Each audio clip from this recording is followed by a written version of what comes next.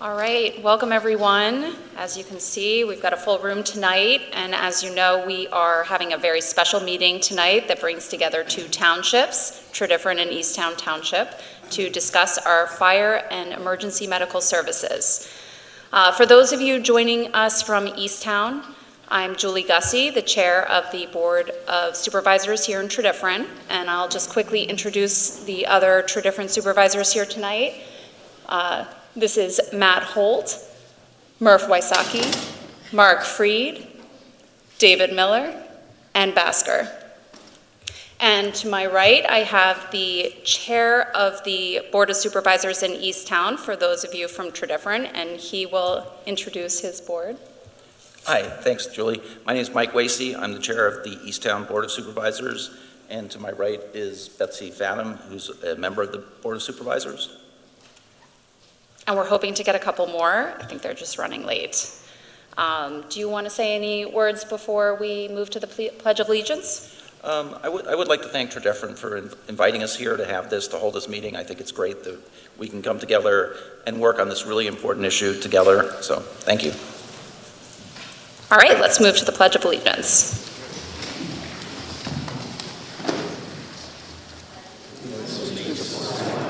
Of the United States of America, and to the republic for which it stands, one nation, under God, indivisible, with liberty and justice for all.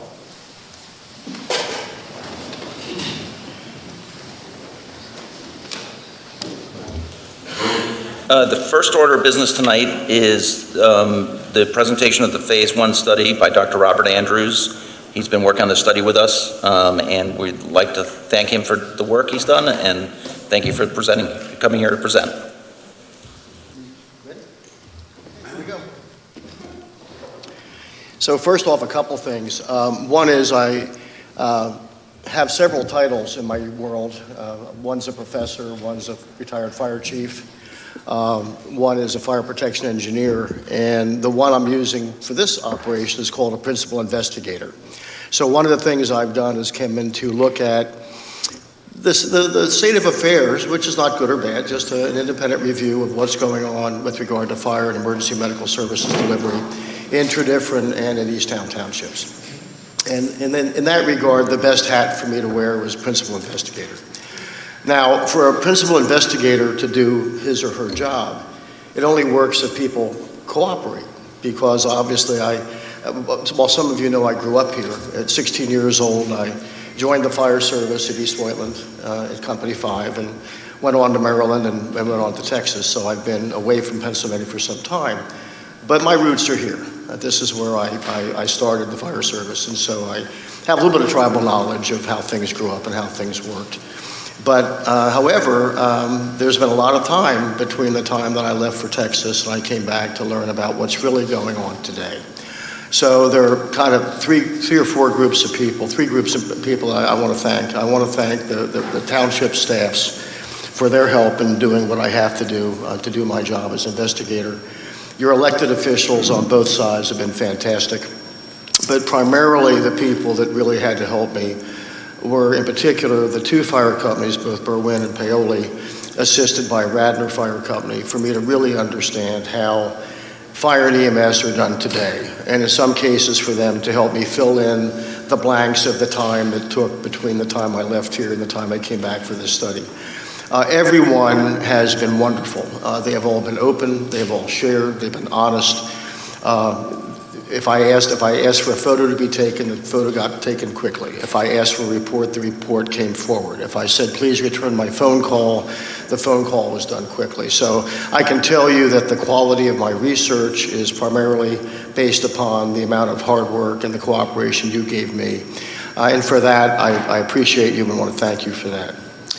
So those three constituencies being covered, there's one more that's pretty important.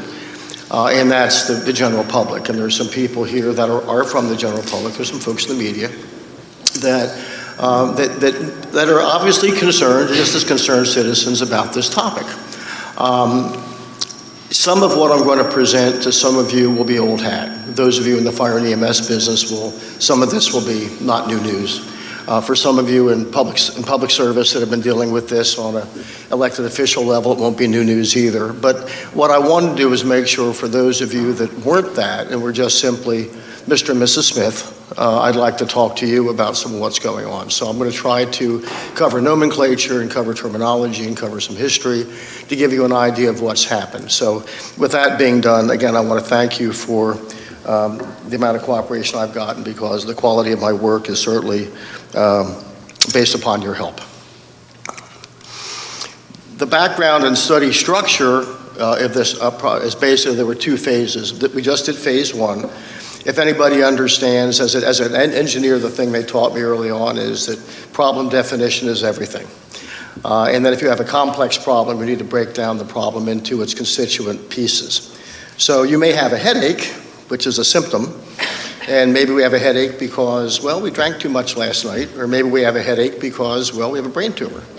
Same headache, but we don't know what's causing it. And so part of what the accurate, the definition of the problem is trying to understand what's really going on. If we know what's really going on, then we know what to study, we know what to ask. Phase two, because obviously you can't begin to dig into the problem until you know what they are. Phase two is the detailed analysis. So basically, our company's proposal was accepted right before Christmas on phase one, and phase one is now complete. There are a couple of meetings in here that I did not mention that your Board of Supervisors met that were not solely for the purpose of fire and EMS. I did not list them here, but I did list the ones that I was involved in. So we started this December 20.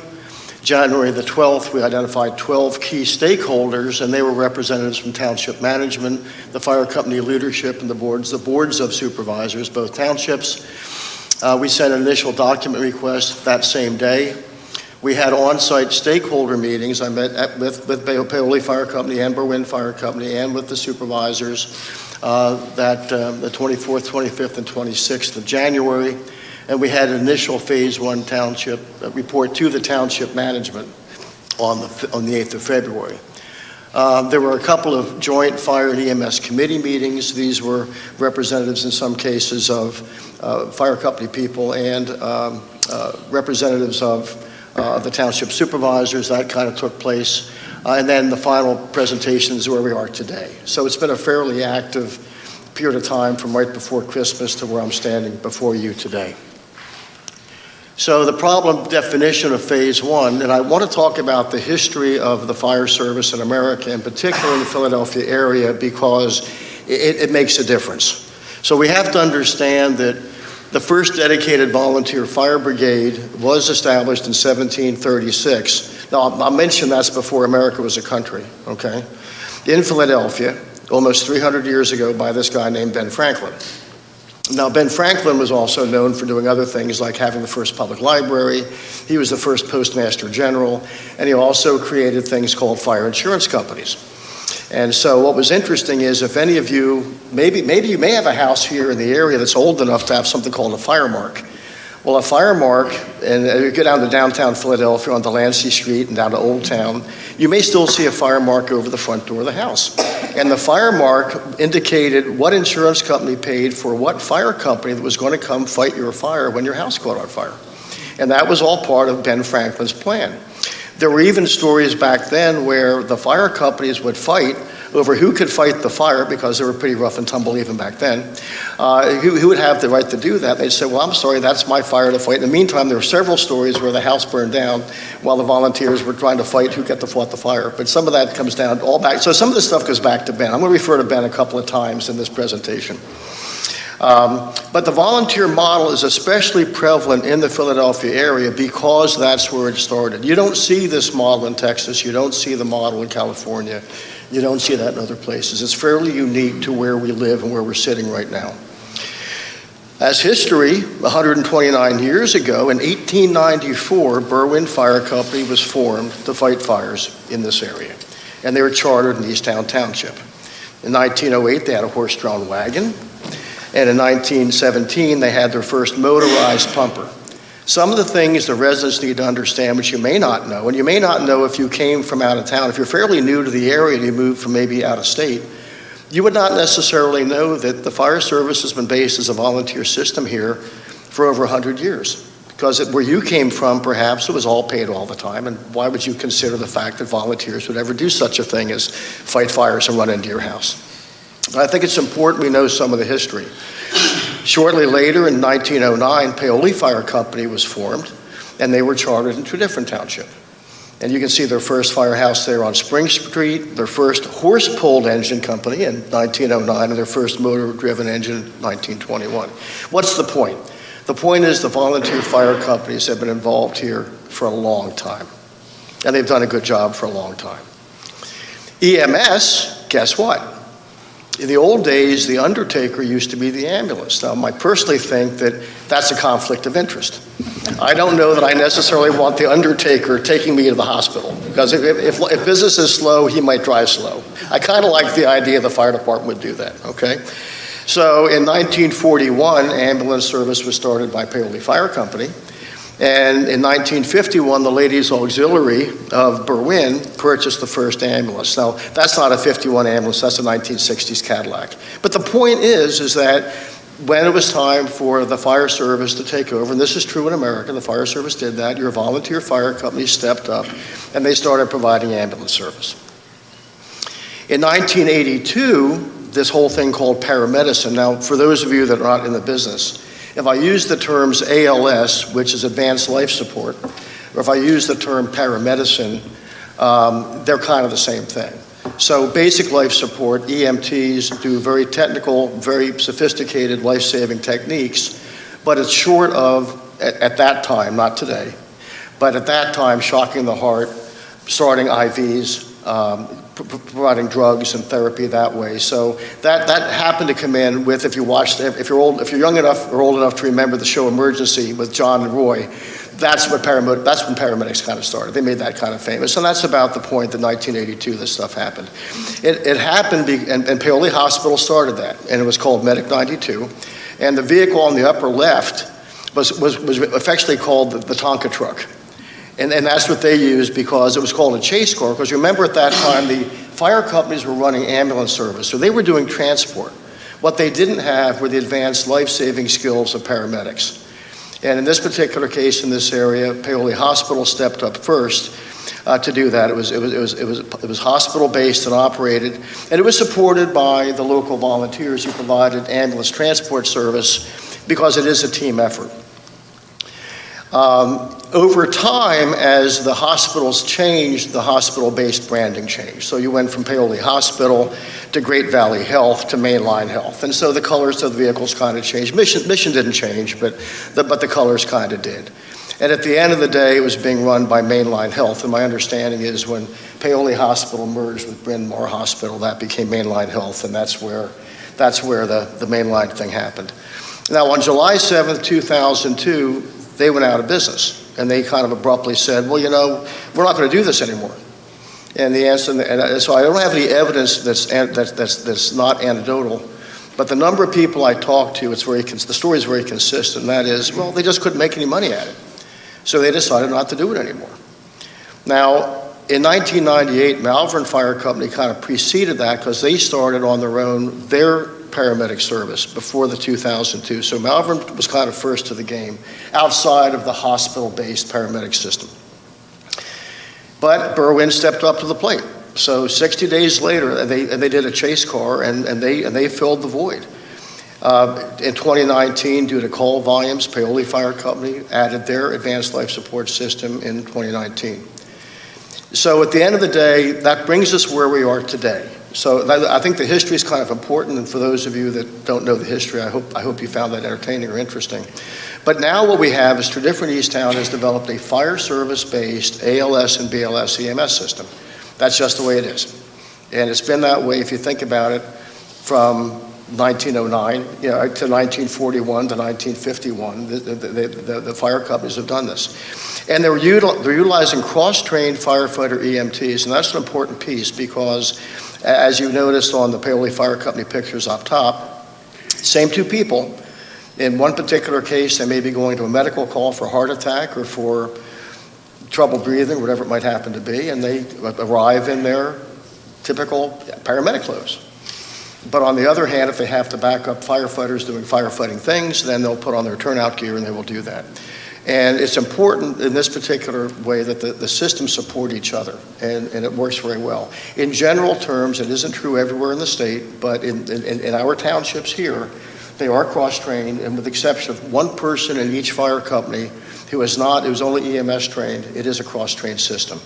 And so I think it's important for that distinction because this is where we are at this moment. For those of you, again, just to kind of cover the territory, that's Tredyffrin and that's Easttown Townships. Tredyffrin in pink and Easttown in yellow.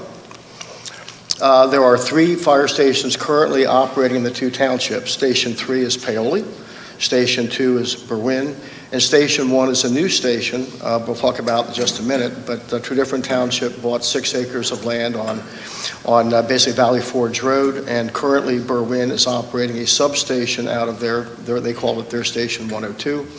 It has an engine there and a 2-person medic company. The surrounding municipalities are important because it is a regional response system. And in case you don't know your geography too well, but not that you need to, but Upper Marion, Schuylkill, Charlestown, East Whiteland, Malvern and Willistown, Newtown Township and Radnor are what surrounds Tredyffrin and Easttown. There's a mutual aid system where fire companies help each other, and this is what that kind of looks like. Station 4 is Malvern, Station 5 is East Whiteland, that's where I cut my teeth, that's where I started. Newtown Square is 41. 56, the 56s are Upper Marion Township. And now Upper Marion is also going through a little bit of consolidation process, so I don't know that there will always be that many stations there. But again, it's all part of mutual aid, which means we have a county dispatch system where the parties agree to help each other based upon need. And the other thing you have to know is that not every station has the same stuff in it. One may have a ladder truck and one may not. One may have an ambulance, one may not. Staffing may change. Some may have some staffing 24 hours a day. In some cases, they may just staff during the week from, say, 9 to 5. So but I think it's important to understand where the stations are because response times are sort of important, and that's kind of the environment that we operate in. There's a special relationship with Radnor Fire Company, in particular Tredyffrin Township, but both townships. And that is there's a little bit of a difference between mutual aid and automatic aid. To Mrs. Smith or Mr. Garcia, they really don't care what the color of the fire truck is that shows up when their house is on fire. We may, as operatives, we may care about that because we have a lot of institutional pride. But if you're not involved in that and it's your kid that's at the bottom of the swimming pool, or if it's your house that's on fire, you really don't much care. I just want a fire truck in front of my house. In the case of Radnor, they are closest to the Tredyffrin Panhandle, and that basically runs from Old Eagle School Road east to that area. And they're considered first due. They know that they're closest. They're expected to be in there before Paoli or Berwyn get there. And they get an actual stipend from Tredyffrin Township from that. There's a commercial relationship between the two fire companies where that is taken care of. And again, I think it works very well. But again, it's just a matter of special relationships. They are a mutual aid company because they're dispatched by the county fire radios, but there is a special relationship because they are closest to a part of Tredyffrin's territory. They just opened not too long ago an EMS substation at 145 King of Prussia Road. But again, it's EMS only, but it is also staffed, but Monday through Fridays. So one of the things that you have to know as you look at those fire station locations that you can't presume that necessarily everything is staffed all the time. In the case of Upper Marion, they may have a fully paid crew staffed all the time, but that crew may move between those 4 or 5 stations. So if they're the closest to Tredyffrin, we may get faster response, but if they're on, the eastern side of their township, it may be slower. So it's just the case, it's just what's happening just with the system. But again, inside baseball, and I apologize to those of you that are citizens if that's a little too much to deal with, but that's kind of how the system works. I know that it's been suggested to me, she knows who she is, that this is a fairly busy slide. But I think it's important to talk about because it is the notion that the regional fire and EMS system is an organism. It is hard to have anything, if you have an issue with any part of it, it affects the other part. And I'll give you an example of that. Because of Chester County Mutual Aid, in western Chester County, a hospital just closed. And what that has done is that has provided tremendous stress on the local EMS providers in that area. In some cases, the closest hospital now to western or southern Chester County is Chester County Hospital in Westchester. That necessitates a 30-minute ambulance ride. And if you have a back injury or if you're in a lot of pain, that's a long ride to the hospital. But that's where they have to go. And so what occurs sometimes is when they're doing that, and then what also is happening is because of just healthcare issues, if hospital departments are short-staffed, the ambulance can't drop off the patient if the hospital can't take and receive the patient.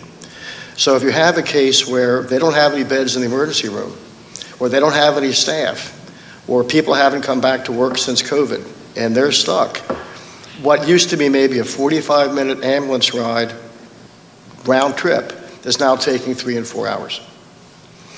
When that occurs, you have our neighbors, in particular East Whiteland and Euclid, running western Chester County. Well, when East Whiteland gets pulled west, guess what? Malvern and Paoli get impacted, and then Berwyn gets impacted. So the fact is that we may be fine where we are in our town, but as problems occur outside of our area, we get impacted. Well, why is that important? Well, it's important because nobody wants to gear up for the big one 24/7. We don't want to staff every single day for a 7-alarm fire. But if you have the 7-alarm fire, your friends have to come help you. And that works both ways. So we need them to help us, so we agree to the agreement, and likewise, if they need us to help them, then we do the same thing. And that's just kind of the way, that is the mutual part of mutual aid. That is the mutual part. So what occurs here is that it's just that piece. And I think that we can look at this thing in a way as isolationists, and we can say, well, if we just took care of our 2 townships, then certain things may occur. But that isn't currently the way the system works. And I just want to bring that out to let people know that it is a complex system, and it takes some complex answers, and we're going to work on that. That's part of phase 2, is to figure out what are we going to do as fire companies, what are the elected officials going to do for what's best for you as the citizens to figure out, based upon the hand we've been dealt, how do we deal with this? So let's talk about a couple things that are driving the change. Well, what's the big deal? Well, the big deal in general is Ben Franklin built a system based on volunteers, and volunteerism in Pennsylvania, in the fire service is decreasing. That's one of the big disruptors. It's true across America. It's especially true in the Philadelphia area, again, because of our friend Ben. It's true in Chester and Delaware counties. And here's the deal. You can't look for help from your immediate neighbor because they're having the same problem you are. So it isn't like, well, we'll just go to Upper Marion or we'll just go somewhere else and ask for their volunteers. Well, guess what? They have the same problem with volunteers we're having here in TE. So that's one of the big disruptors is that simply volunteers are not coming out like they did 20, 30, 40, 50 years ago. Why are they going away? Well, and by the way, I love this slide. This is the Berwind Fire Company Band. I just thought that would be kind of interesting for you all to look at. And everybody has a number, so somewhere on the back of that picture, there's a name associated with everybody in that picture. But at the time, the volunteer fire company was the social center of the community. Well, I bet you that's not true today, but it was back then. Volunteerism is decreasing in general. That's for everything. You could be a church volunteer or anything else, and anymore it's sort of like, well, you know, but I'd much rather write a check than go on a mission trip and go dig a water well in Honduras. And we're seeing that in the fire service, okay? It's basically, it's hard work, it's hard manual labor, it's dangerous, and so if I can write a check, then maybe I'll feel good about not volunteering. And that's one of the dynamics going on. The other thing was firefighting used to be multi-generational. My granddaddy was a firefighter here, and my daddy was a firefighter here, or my mom, or whatever, or my mom was an EMT. And so we're seeing, why is that changing? Because the nuclear family isn't staying together anymore. Everybody that was born at Bryn Mawr Hospital doesn't still live around Bryn Mawr Hospital.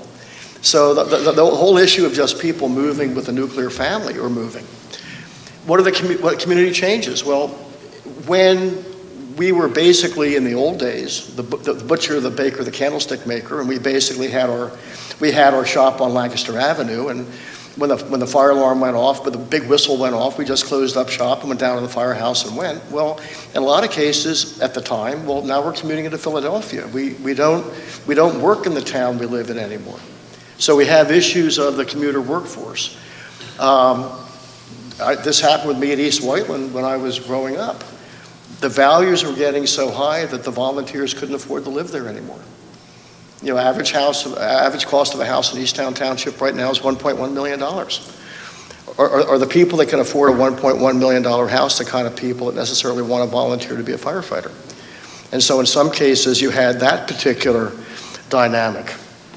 A blue-collar to a white-collar workforce. My good friend Alan Brunacini, who is, they called him America's fire chief, but Alan coined the phrase that firefighting is the most sophisticated form of manual labor known to mankind.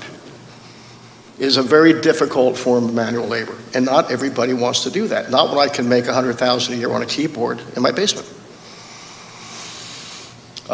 So we have a blue-collar to white-collar shift. And then you have people from outside the area who never heard of such a thing as a volunteer fire company, and now they move into the area and they get this letter in the mail for the wreath drive or the Christmas tree drive or the barbecue or the spaghetti dinner or the my annual campaign, and look at it and go, what do I do with this? And they probably pitch it in the trash because they have no idea what a volunteer fire company is, because why? Where they came from, there was no such thing. So you have a whole issue of public perception. And again, the asterisk, in many areas of the country, there have never been volunteers. There just never have been. Why else? Well, you have changes in the family and the home. You have single parent homes where they can't leave the kid at home and go to the firehouse because they can't leave. There is no second person. In other cases, you have two worker households where they both have a job. Because in the old days, in the old days where maybe only one person worked, well, it was easier to have the other person go to the fire because somebody was to take care of home. And that gets to be harder anymore. You have people now that homeschool. So again, if you're homeschooling and don't have your child in school, well, I can't leave the firehouse to go to my house to go to the fire. In general inflation, we're having to work multiple jobs because it's costing more to live. And the time that I would normally spend volunteering, I need to go spend working a second job. If you do want to be a volunteer, and if you are dedicated, what's going on? I have mandated training requirements that are increasing and they're ongoing. I have physical and medical standards, which are important to keep people alive in this dangerous business. The emergency call volume is up. In some cases, because the fire companies have to go not only do their job, but go raise money. And because they're doing all volunteer administration for billing and for other things, they have to do that. And at some point, everybody wants a work-life balance. So how do you get a work-life balance, by also being a volunteer? This is not a surprise to the state of Pennsylvania, because the Senate and the House did a special study, and the result under Senate Resolution number 6 in 2008 was, simply put, fire and EMS are in crisis right now. Simply put, EMS is woefully lacking in funding, and the number of volunteer firefighters has fallen dramatically over the decades. And there's a link there for those of you that would like to go read such a report. Now, so volunteers are going away, but then we have call volumes that are increasing. And I realize this is an eye exam. I'm not going to ask you to try to even read that. But what it basically shows is that you can see, while fire call volume has stayed reasonably constant, the EMS call volume is going up at a pretty good clip. Using the first 3 years, which is pretty linear, 20, 21, and 22, if you just extrapolate that, potentially this year alone, between the two fire companies, they will respond to another 772 EMS calls this year. It's a staggering amount of increase in volume. If you extrapolate that again, they'll add another 750 calls in 2024. Now, we'll know, but what we do know is the numbers 20 through 22 are pretty good numbers. Now, I will tell you that for those of you that have pinged me on this, there's an anomaly in some of my math. Radnor is not included in this, so they would increase the number, but Paoli's numbers, where they assist Willistown and Malvern, are not taken away. I think it's the same number.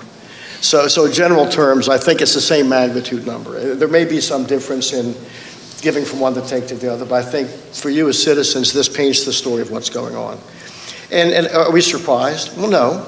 In some cases, we're an aging workforce, an aging population. So it is not uncommon to me to think about, why is this occurring? And so I'm not shocked, but what's happening, again, is we're painting the story that volunteers are going away and the need for service is going up. And that's the core problem. The number of volunteers is decreasing, the number and duration of EMS calls is increasing, and what's my finding as a principal investigator? The current method of funding is not sustainable to meet the current and future needs. That would be one of my major findings. There's an asterisk there about insurance reimbursement. That could be a presentation on its own, but there's some things going on right now where the state legislature has not made it particularly easy for volunteer fire companies or for any fire company to get reimbursement for their hospital transport and their pre-hospital cases. It's funny, the same group that issued the report just made a law change that made it harder to get money, which is the way legislatures do things sometimes. But nonetheless, that's what's going on here. So combined fire calls of 1475, combined EMS calls of 4478 for a total of just under 6,000 calls between the two fire companies last year alone. Again, it's an average of 16.3 responses per day. EMS is trending to handle another 800 calls this year alone. And the EMS calls are taking longer, as I talked about. Hospitals are being shut down. Hospitals are on diversion. You can't drop off the patient and go. You're having to stay there until they can accept the patient. So you have a combination of not only are the calls increasing, the calls are taking longer. So how's the core problem been addressed so far? Well, beginning in the 1980s, the fire companies started hiring paid staff. And that practice has grown over time, and it continues today. That's how they've managed to deal with this. At the moment, career staffing by the two fire companies, Paoli has 8 full-time people and 19 part-time. We call some of these things full-time equivalents, but that gives you an idea. And again, because they can't staff 24/7 the way they would like to, they have to pick when they're going to staff. And so based upon their good judgment, some people work a 24-hour on, 72-hour shift. That means they work for 24 hours, they're off for 3 days. Some work a 12-hour shift, let's say 12 p.m. to 12 a.m. And then some work a 10-hour shift on the weekends. Berwyn have 10 full-time employees with 6 full-time equivalents. Some of them work a 24/72, some work 12. And again, this is not what I would call an ultimate schedule. It's what they're doing to try and get by. but in some cases it's not consistent. And some of that we're going to drill into in phase 2 is to try and make some things consistent and get an idea of how to address this. Berwyn Fire Company's budget is about $2.5 million a year all in on an income basis. What's interesting, the ones I want you to pay attention to is the second from the bottom, the township funding at 39.37%. So of the entire income, the township, and that's both townships, by the way, is only providing about 40% of their income. They're on the hook for the rest of it. And in general, all they can really do to increase their funding is to do private fundraising. At a time, as we talked about, it's much more difficult to do that. Paoli Fire Company, a very similar split. They're about a $1.5 million budget all in. Again, same thing here. Their municipal appropriations about the same, 38% between both townships. Between the two of them, not too shabby, they're running a $4 million operation and still having a hard time. And I say this, the hard thing for me to do as I talk to residents is there's no need to be alarmed today. This is not a sensational, oh my God, the world is coming to an end meeting. The system is stressed and it's time to be proactive. Okay, so, because the other thing, if I say, well, it's not a problem, you're going to say, well, then why are we at a meeting in Keene Hall? If it's not a problem, why are we having a meeting? But I think it's time to do this, okay? But the current system is not a small system. But understand from a standpoint of municipal revenue, it's about 40%. It's not the majority.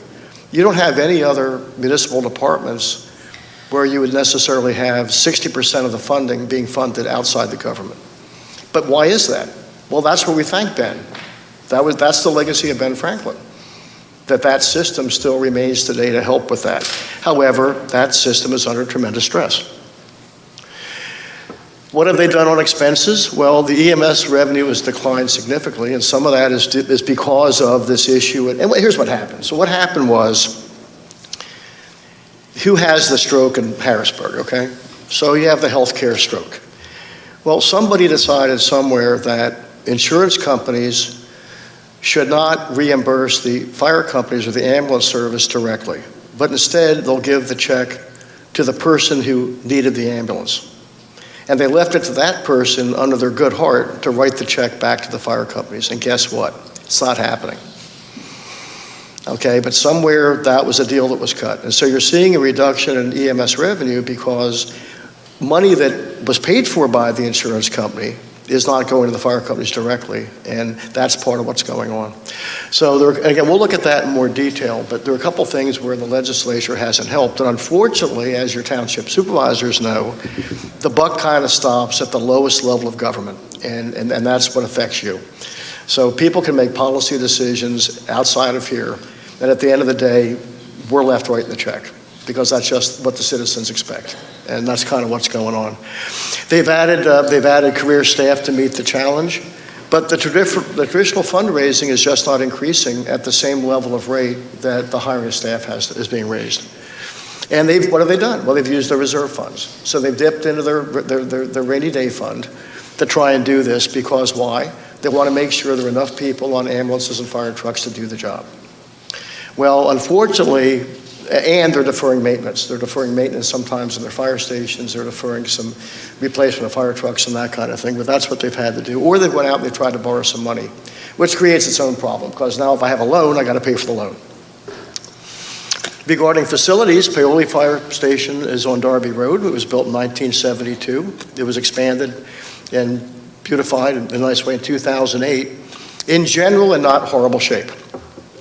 There's some deferred maintenance issues. They need a gym and a physical fitness room. The apparatus floor should be refurbished. The concrete apron. But in some cases now, what has happened is there's bona fide proof that cancer is one of the #1 causes of death in firefighters.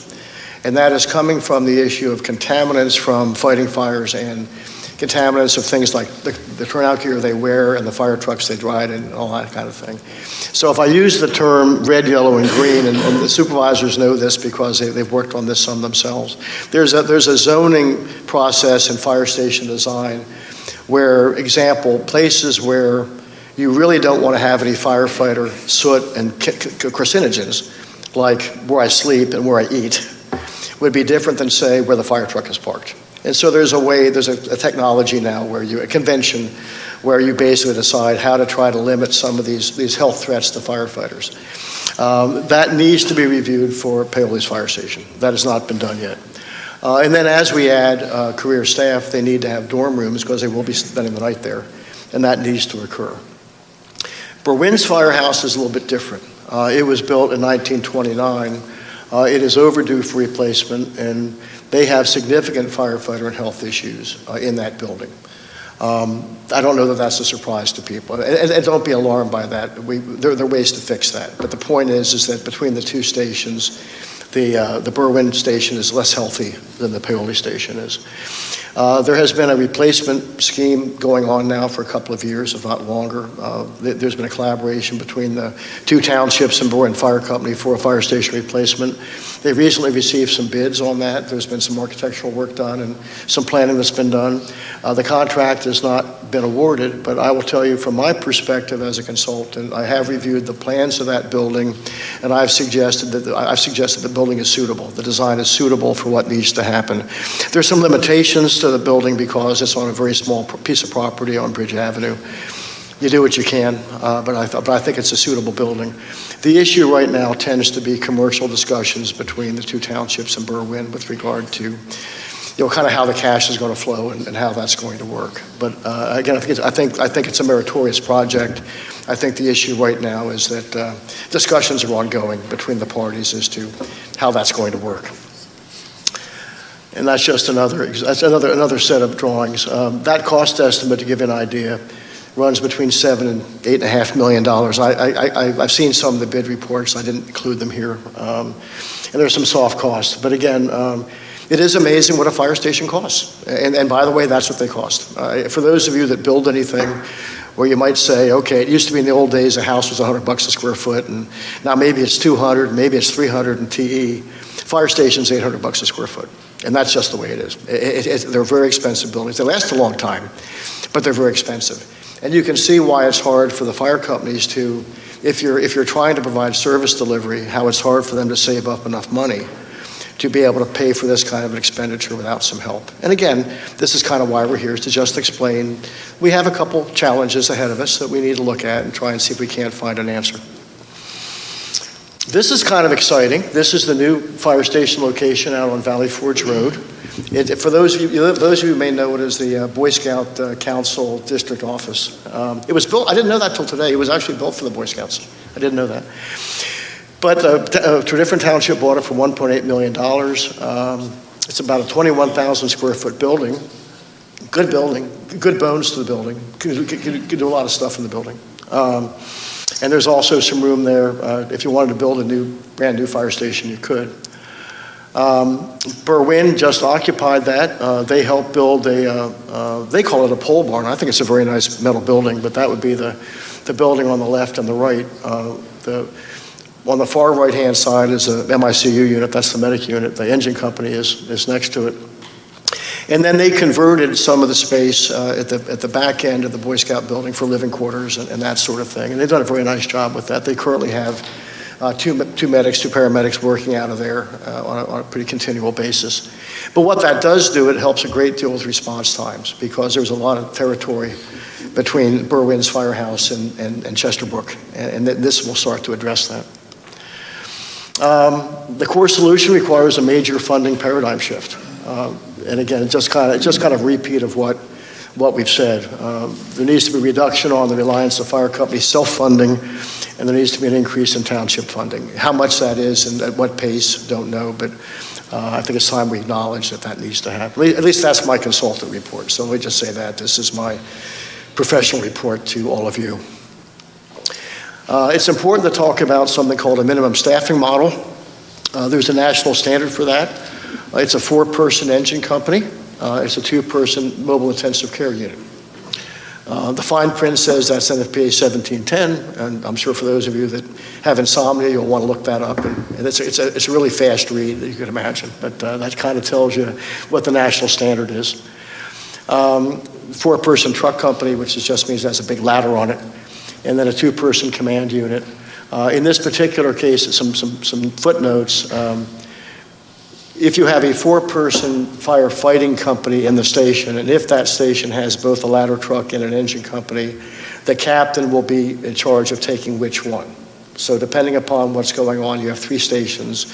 There'll be a way to figure out on this particular event, the ladder truck goes first. On this particular event, the fire engine goes first. The career staff are being manned very well now by both Berwyn and Paoli. Some of their chief officers' cars are on the bottom, and we see that they can continue doing that for some time. I have no particular issue with the professionalism and the competency of the command staffs of both fire companies. So when I talk about increasing manning from a paid standpoint, it's primarily engine company and medic unit personnel. So what is constant staffing? So again, some of these inside baseball. Constant staffing means that every authorized on-duty position is staffed all the time. So 4 means 4, 2 means 2. So if it's hunting season and 2 of the folks call up and say, hey, I think I got a big buck out there in the back 40, I think I'd like to go off, the answer is you staff that person. And you don't run short on the engine company, you run short of the medic unit. And that's how we'll do the study. Now again, that's how I think you should do it. So we'll do the study based upon what they call constant staffing. A platoon is a group of people. It's a gaggle of people. In general, in the business, there are 3 platoon systems and 4 platoon systems. The 4 platoon system is more prevalent in the TE area. There are reasons to do both, but from a standpoint of competitiveness and wanting to be a preferred employer, at the moment it appears as though the 4 platoon system is reasonably prevalent. The term shift is what part of the clock do you work? And so sometimes you have to understand the nuances to know what's going on.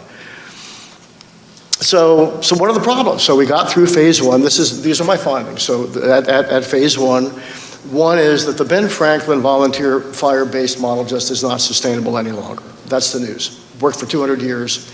It's coming to an end. The entire Commonwealth is under the same stress. This is not a uniquely Tredyffrin or Easttown problem. We need to have a fundamental shift to a career fire EMS employee system, still supplemented by qualified volunteers. There's nothing in here that says we should not use volunteers to the extent possible. I mean, I started as a volunteer. I believe in volunteers. They're great. And so to the extent that we can use qualified and medically qualified volunteers, we want to do that wherever we can. The career personnel need to provide for that staffing. Part of the problem with the volunteers are they have to be regular enough to really run a schedule. So if somebody comes up and says, look, I can make it Friday between 7 p.m. and 2 a.m. Well, I want you to show up because I may be the 5th person on the fire truck.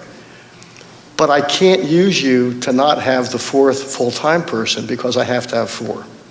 So if we can find the magic elixir to put the volunteers in the system where you can really relieve the paid staff, it works. You don't want to ever not use it because you have that event, that's a 3-alarm fire. You have an event where there's a spill on 202 and you're going to be there for 12 hours and you need to have people come in for relief. Great time to do that, but until the volunteers are available to run regular scheduled staffing all the time, they can only be used so much. We certainly want to use them where we can, and we want to encourage them to join. The fire station facilities need to be reviewed. Increased funding will be required to support the current and the future system, the services. Here's kind of what's new. We know that with increased potentially public money, there will want to be some increased public oversight over the public money. It's just the way government works. We understand that. So in conjunction with the necessary funding, a new oversight management structure needs to be established. And the new oversight structure should also develop comprehensive performance standards for all fire and EMS delivery in the township. So what we're looking at is a consistent way in which we do our business. We have titles for people who are consistent. We have training requirements that are consistent. We have the way that we do our business is consistent. And there's nothing wrong with that. That just comes with the territory of having 2 very proud, very effective organizations that don't necessarily do things the same way. But I think as the townships come in and say, we're looking at trying to normalize this, it makes sense to do that. That's our recommendation number 8. Okay, so far so good? I'm going to wrap this up. All right, so that's where we are. So there are my findings. Supervisors, that's where we are. Where do we go from here? Well, we want to do the detailed analysis. We want to spend the next 4 months digging into what we know already and to get better answers to this. The one assumption is the TE has developed a fire service-based ALS and BLS system, and we're utilizing cross-trained firefighters, EMTs, and paramedics. That will not change. Okay, there are other ways you could really upset the apple cart. Somebody may say, well, what if we just privatize the ambulance service? Which I do not advocate at all. I do not, okay? We've had some good discussion. But the point is, that's not the system you've had since 1907. The system you've had is this one. And so the answer is, first, we need to study what we're currently doing and figure out how to enhance that before we think of anything that's radical. And the supervisors have agreed that that's what we're going to do. So that's an assumption, that's a very important assumption, that we're going to continue with the basic system we currently have today. We're going to study the establishment of a fully paid career fire department, supplemented by volunteers with 4-person engines, 2-person medic units. They're called MICUs. Forgive me, I call them medic units. They're officially called MICUs here. It's going to be 24/7, 365 staffing. And my job is to provide options for the township supervisors. So I'm going to give them menu pricing. Here's what a 4-person engine costs. Here's what a 2-person medic unit costs. At some point, because right now they don't know. They know they're faced with a challenge, but they don't know what it's going to cost to fix it. And right now, we don't either. And so one of the things I'm going to do is be able to give them information to say, okay, here's what this is really going to look like to get from here to there. And that's going to be one of the major issues in one. The other thing is that we want to get a better, at least intellectually, we want to get a better idea of what is the actual split and benefit between fire and EMS service delivery. Because there is some subsidization going on. So we think in some cases EMS is subsidizing fire. We think in some cases it's the other way. We don't know, but we're going to find that out. And then we want to still look at this issue of EMS reimbursement. Is there anything we can do to try and increase that? Because at the end of the day, the people using the service ought to pay for the service. We're going to evaluate the establishment of a new joint township supported, what we're calling, at least on paper, the Tredyffrin Easttown Fire and Emergency Medical Services District. That's going to require solicitor input. We're not sure what those options are available, but that's the concept, that there will be a new structure of which the system will work and report. And to evaluate the service, because see, if you bring in a new resource called the district, well, then the question becomes between the district and the fire companies and the township themselves, who should do what best, with the idea of being most efficient. And in some cases, relying upon the expertise of those people who are already doing it. You know, I mean, we know who's doing the business now. It's the fire companies. We know who's doing it now. The question becomes, if we bring in a new resource, how does that fit? And do we need to look at a reallocation of workload where it makes the most sense? And then with the new resource, there might be some other potential things we can do that we're not doing now. So we'll be on the lookout for that in phase 2. We'll look for areas of cost savings through consolidation, efficiency, group purchasing. In some cases, the 2 fire companies are doing some of the same things. Could that be consolidated? Anything we're doing now, I'll give you an example, ambulance billing. It's necessary, but it doesn't help put a single person on a fire truck or an ambulance. So if there's anything we can do to reduce our administrative burden to get more people into service delivery, that should just be meritorious. And that's part of the idea. We want to benchmark the area fire companies. We'll look at Radnor, we'll look at East Whiteland, we'll look at Malvern to see what they're paying and to get an idea of what a good competitive pay structure would be for us if we were to do that. And we're going to evaluate a personal structure. Right now, as an example, typically, with the exception, I think, of East Whiteland, we don't have officers right now on fire trucks. They tend to, that might be something new, and that was included in one of my slides. We'll look at the concept of paramedic engines and paramedic, with either lieutenant or captain paramedics on an engine company. We'll look at that. It's a way to utilize the engine companies more, and there might be some things we could do, which will also bring some promotional ability for EMS personnel, and we think there might be some merit. And so that's what that means.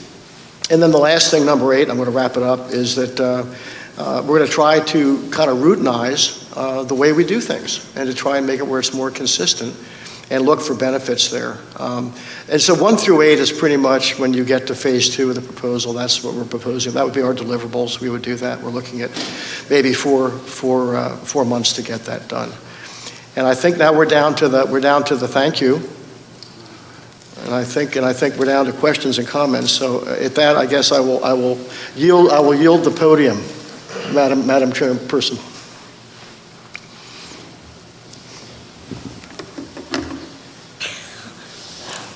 Just first, thank you so much, Dr. Andrews. We really appreciate the expertise that you bring to the table. We're really excited to have you. We've been working on this issue for years now with Easttown Township and with our fire companies, even before I came on the board. And now we've identified the problem. You laid it out so nicely here. Appreciate that. So the next step is to focus on what that means for the future and how we plan based on that.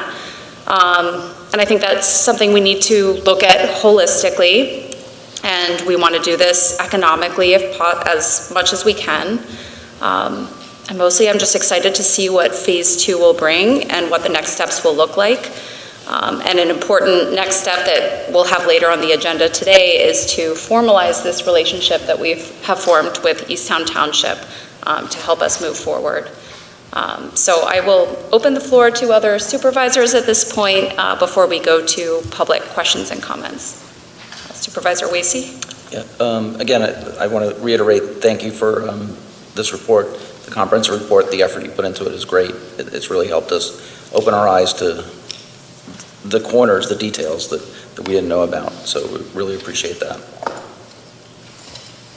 I did want to make one comment out of that, is that Eric Unger has arrived from the Easttown board for people from Tredyffrin, and Alex Bosco is on the phone. So we have 4 Easttown supervisors.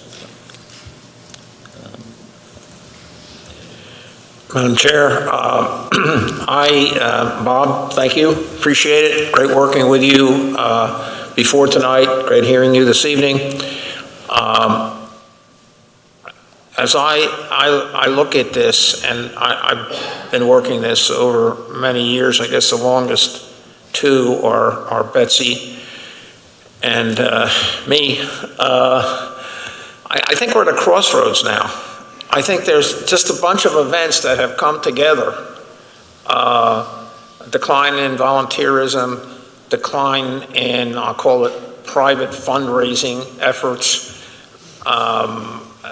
need for paid staffing, fire, EMT, building issues, need for buildings, need for expansion, maybe need for upgrades, pressures, financial pressures on the fire companies, different types, different situations, and we can't wait. We can't wait. That's why we decided to move forward now and to look deeply at this with a professional, somebody who has been in this area, even though he's moved out, but can come back and speak the language to the folks here in the fire companies. And I know, speaking to my fellow supervisors here in Tredyffrin and working closely with the folks from Easttown, that we will be working closely with the fire companies as we move forward here. I mean, they're the folks who do the work and provide the public safety and take care of our residents. And I think that looking at Bob's slides, you know, I guess it's a money issue. It's a money issue here, and we're gonna, you know, dig deep, look hard at this, work with Bob, and come up with something that works for the township, the fire companies, and most important, provides the best service for our public safety service, fire, EMS, for our residents. And we just could not lend the time and go on any further. It was staring us in the face, and that's why we're moving now. So those are my thoughts. Thank you. Any other supervisors want to speak? Go ahead. I'll comment. Thank you, Julie. We have been at this since 2016 with the cooperation of the fire companies as well as our partners in Tredyffrin. And I think we are really just formalizing this relationship. And I think we all have recognized, as I think the fire companies have, the importance of all of us working together. We have made improvements in terms of communication and added funding over the last 7 years. As you can see, the problem is not solved and it continues to get a little bigger each year. So I think it's an important step. I appreciate Bob's attention to the detail, the cooperation of the fire companies, and certainly our partners in Tredyffrin. And I hope that this is just the beginning of many more conversations and exploration into our solutions. Thank you.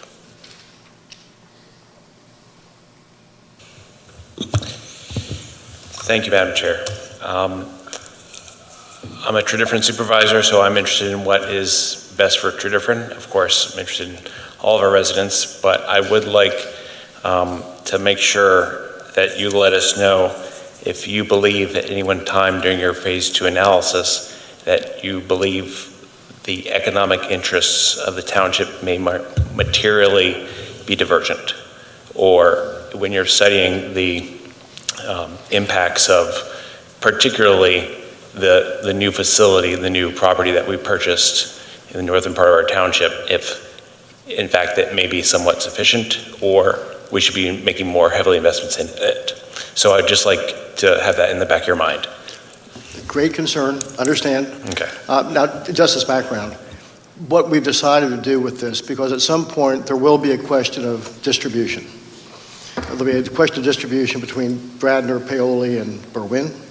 There'll be an issue of distribution between Easttown and Tredyffrin. The approach we're making to this is it's all about the call volume and who's delivering the service and where the service is being delivered. So if we look at it and say Easttown Township had a certain number of events in their township, here's who tended to them. Same for Tredyffrin. I think that's the cleanest way to do it.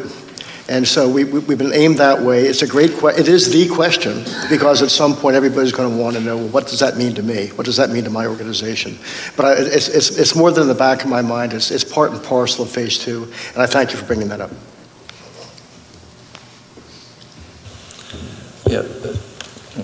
Yeah, Dr. Andrews? Just a quick question. No, it's okay. A question. And I know we've talked about this before, but and I know you did touch on this during your presentation, but can you just comment on the level of service that our residents are receiving from our 2 fire companies today? I think it's good. It's probably better than good. It's probably exceptional considering what they have to work with. As I mentioned before, I have nothing but great respect for the fire company service delivery. It's strained. And again, I think it's a good time to not let it break. But I have a great deal of confidence that their efforts and their service delivery to the citizens is quite exceptional at the moment. However, it's time to work on it. Yeah. No, thank you. I think that's. I've asked this question before, so I sort of knew what the answer was. But I think it's a really important point for everyone to hear that both our fire companies are providing, very strong service to our residents today. But as you heard, there is an issue coming at us. It's getting closer and closer. And I mean, as a relatively new supervisor, when you think about the way our fire companies are funded, I think you did touch on this point also. I mean, they're a service provider essentially, or a township, part of a service the township provides. But we ask them to go raise over half the money to provide this service to us. Like, imagine any other service provider who we called up to say, hey, we want you to work for our township. We'll pay you 40% of the bill and you can go raise the rest. Here's a list. Like, we would have no service providers. I mean, anybody we can think of would do this? Anybody? No, I mean, nobody. So it's really something we need to address pretty quickly. And I think it's only fair to our firefighters that we address this. Thanks. Yes,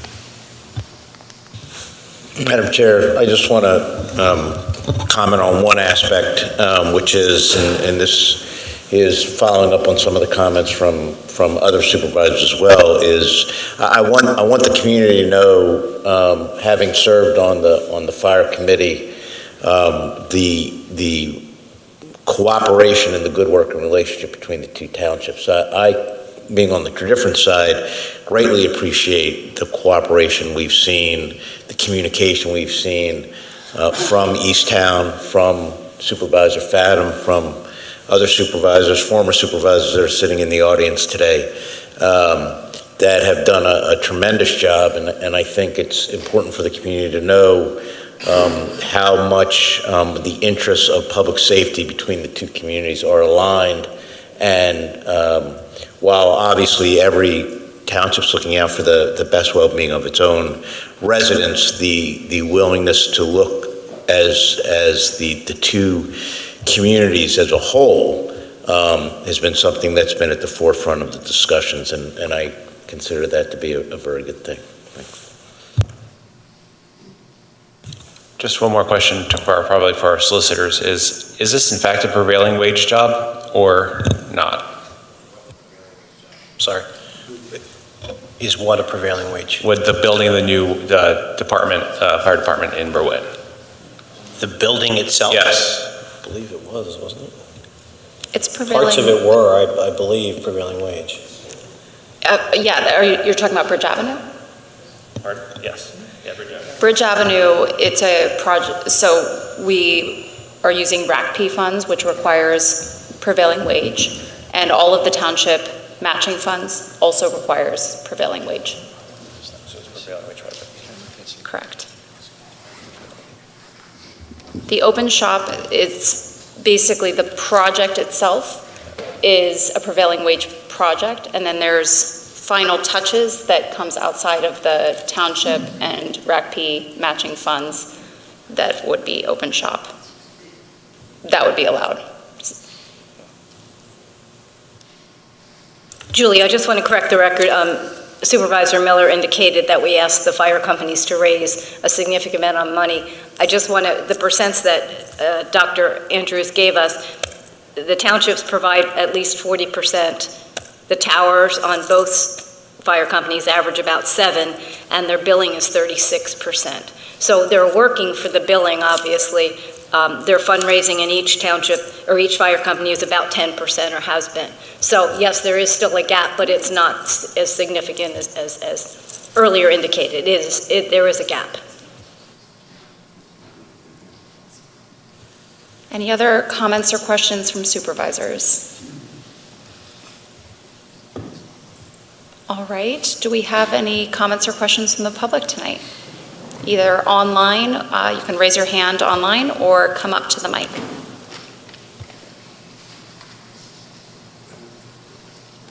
Come on up, Mr. Clark. Give your name and address and township, I suppose. Ray Clark, 1564 Overlook Place in Tredyffrin. Really interesting and very valuable. Will the slides be available like on our website, on township websites? Good. Just a first comment, I was stunned to see call volumes growing at 20% a year because we just haven't heard that. We get monthly reports from Berwyn and Paoli, and there's nothing that raises alarms like 20% a year growth, doubling in call volumes in 4 years. It's very surprising. And why? Because population is not growing at that rate. I will just comment, I'm not sure if this is true, but 2020, I think call volumes went down with COVID. So I think some of that might be recovery from COVID and then now growing on top. And you can respond, Dr. Andrews. But. There we go. So what I can tell you is for the 3 years preceding, those were call volumes off of Berwyn and Paoli's websites. So that's what they present. And in general, there's a version of that that goes to the every monthly meeting as the amendment to the supervisors meeting. Now, again, there are some variations in that all of Paoli's calls were not in Tredyffrin. There have been some perhaps in Willistown or Malvern. But nonetheless, there's some Radnor calls that probably made up for that. But all I did is a fairly linear projection. If you take 19, 20, and 21, it's a pretty linear projection. And that was sort of, and there may have been a dip in COVID, but I kind of looked at it and said, well, COVID's over. We have 3 years of data. And that's what it says. Now, it will be interesting to see in 2023 whether that trend continues or whether it flattens. But it's the data we have, and I think that it's reasonable to say, well, we have a 3-year prediction and a trend. The question of why more EMS calls could be a lot of things. I think we can examine that more in phase 2. Some of that may be that other areas are not able to serve and we're doing more out-of-town stuff. I don't know. It may be that older people are getting older and that kind of thing. I know that maybe, I don't know the demographics of this community, but I can tell you there are other places where Some of us are getting more. where people will take an ambulance because they can't afford an Uber. I don't think that's happening here because it's a fairly affluent community, but there are other things that can drive that. We'll know more about that in phase 2. But all I can tell you, sir, is that that projection was based upon 3 years of numbers as published by the 2 fire companies. And I thought as a researcher that was valid enough to begin to sound the alarm. I'd love to tell you it's not that bad, but we'll find that out in phase 2. Certainly, I think the important thing in phase 2, to my mind, has always been the differentiation between the EMS and the fire. And as Betsy said, you know, we are getting a lot of reimbursement on the EMS side, but does it compensate for the cost? And trying to figure out that cost difference, the revenue, like the profitability or whatever of each side of it is going to be real important. Yeah, I believe there's a specific item number, maybe 4, that we'll look at that. Because I think there is an interest of knowing the split between the 2. Yeah. It's a great question, though. Thanks.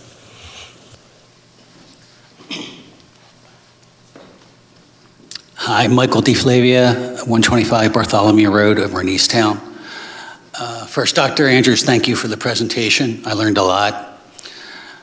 And I'm not with the fire department, but this is something that's near and dear to my heart. My great uncle was once the fire marshal for the city of Philadelphia.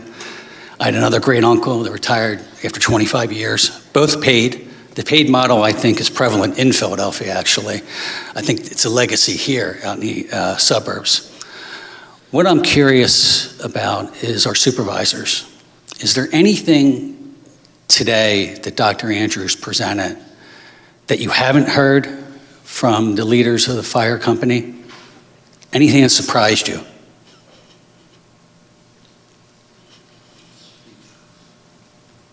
I'll take that as a no. So I would say yes and no. I think he brought an expertise that there were some findings that we didn't know, like some of the level of detail, like the way the platoons work, and things like that were new information and I think really useful. But we've all known that the problem is here. That's why we're here today. A lot of the goal of this phase 1 was to define the problem, present it to the public, and then gear up for phase 2 so we can try to tackle it. Okay. But you're right that this is something we have been aware of, and that's why we're here. Yeah, and not to get too technical, but performance management was brought up, standards. I went back into my notes. I go to the township meetings over in Easttown quite often, and there was a discussion between, I'm not picking on anybody, it was just a discussion between Supervisor Fathom and one of the members of the fire company about standard to cover. And it seemed like, and I could have wrote this down wrong, it seemed like there was a number, but that number wasn't released about an expectation. So I'm going to ask the question, do we already have an expectation about standard to cover for a fire and EMS unit, or does one not exist as of yet? There are national standards that it's my understanding that most fire companies are not able to meet. 1710 and 1720? So there are national standards of cover. Those are not ones that our townships have adopted. I don't know that most townships have. So I think that that's part of what we need to do is figure out what the correct standard of cover would be for our townships. You know, we don't necessarily fall exactly into those categories. Are we urban, suburban? You know, it depends on what part of the townships you look. And I think I mean, Dr. Andrews, you can answer about what your goal is here, but I think that that's one of the things we need to figure out. I think a couple of things. Number one, there's 1710 and 1720. So 1720 is for volunteer fire departments. I am not recommending we follow that at all for this municipality. This needs to be a 1710 operation. Because I think sometimes some of those other standards are a compromise, and it's okay if you can live with the compromise and if you don't get caught by compromising. I think for this neighborhood, my professional recommendation is that 1710, which is the standard for career fire departments, is what should be adopted. And again, I think certainly as a planning guideline, that makes sense. I think the thing that I brought, and certainly I've had a lot of people share with me in conversation some of your concern about, well, you know, we've heard this before, we've heard that before, we've said this before. One of the things I've tried to do in my study, and why I took the time to spend 40 minutes to bend your ear, was to try and put it all together in one single story. Because I think a lot of times, typically in government, these conversations are done piecemeal and part-time, and there's an issue of the day, and that's what gets talked about. And what I tried to do is to say, look, we really need to, let me give you the 20-year summary of what everybody's talked about. And I think the key isn't necessarily why somebody did or didn't move before now. I think the important thing is we're ready to move. Collectively, we're ready to move. And I would give people slack to say, look, even if you've heard it before, we're dealing with it now. And I think what I tried to do is to try and maybe give a more comprehensive story of where all those pieces fit. And I understand your question, but I think I would say for everybody, from my point of view, I think they've been great. And I think we're at a point here to go fix what you're probably suggesting we go fix. And Madam Chair, if I may, and hearing some of the back and forth, I think I understand your question a little bit better now. As far as surprise goes, I will say that I don't think there are any surprises, at least for me. I don't think there are surprises for many of us who have been engaged in this process for many years. I think, as you probably heard, there's been a joint Township committee dealing with the fire issues for a number of years now, meeting monthly, sometimes a couple times a month, sometimes not every month, but regularly, sometimes meeting just among the township, sometimes meeting with the fire companies, discussing all of these issues as far as and so we've dealt with these issues. We've obviously had the same type of standards, response time standard comments, discussions with the fire departments, both in public meetings and also in some of the subcommittees here in Tredyffrin as well. I think one of the responses to that, and it's been going on for a few years now, is it's one of the reasons that the two townships jointly thought it was a good idea to have the substation. I think, and I don't know if you're from Easttown, if you're familiar with the substation that was put in Tredyffrin, that was temporary. First it was at Old Forge Crossing, I believe was the first location, and then it moved over and it was in a tent. And then recently, Tredyffrin has purchased the Boy Scout property as the location of a new, more permanent substation.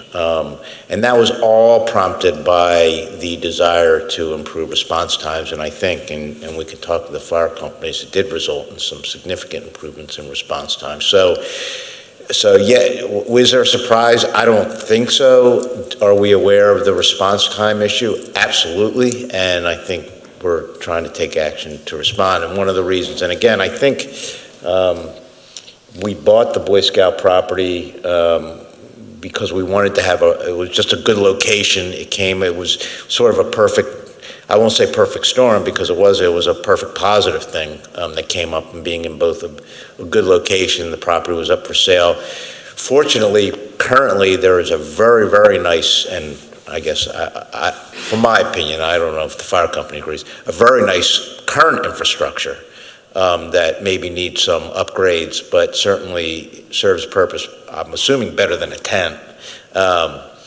And so it really is good, and it really is going to help with those response time issues.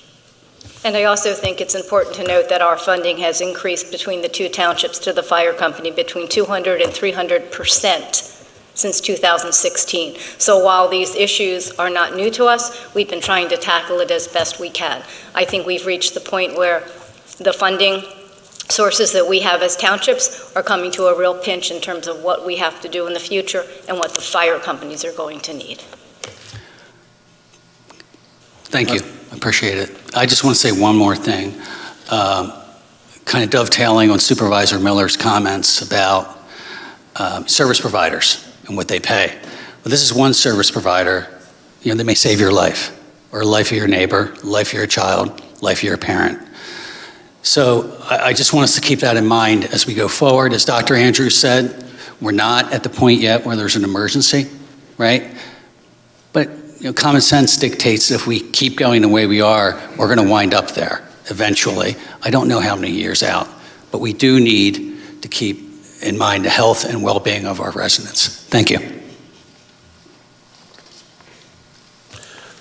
Madam Chair, we have a virtual person that's been waiting to speak, so I thought we maybe would do one of those first, if that's okay? Sure.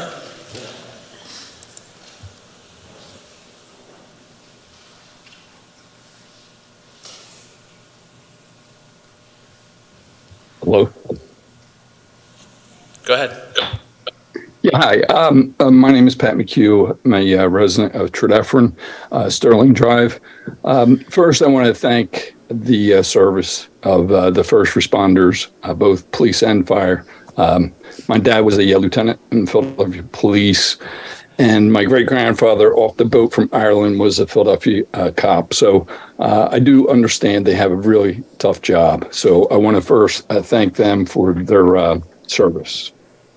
Concerning the presentation, Dr. Andrews, I want to thank you for the detail. I would like to see if we could provide a little bit more detail on 2022.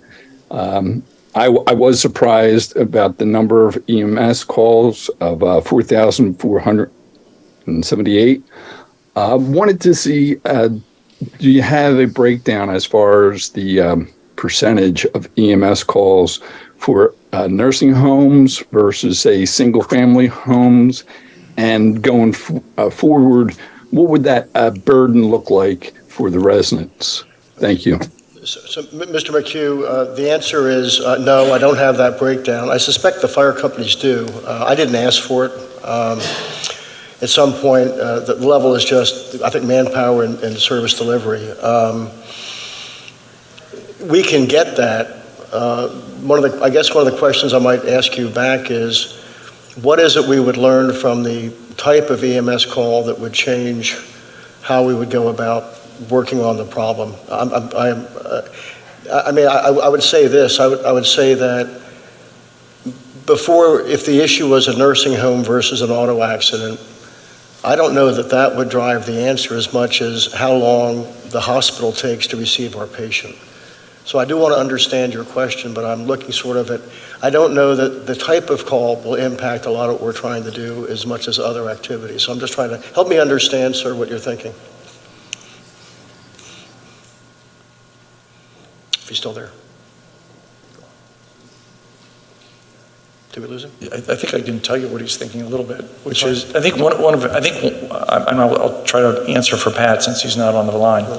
I think what he's thinking is that the nursing home calls are driven by zoning and planning, and auto accidents are just people live here and drive. And so that, I think that's what he's trying to get to. Yeah, I think I'm unmuted. Can you hear me now? Yeah, go ahead, Pat. Yeah, thanks, David.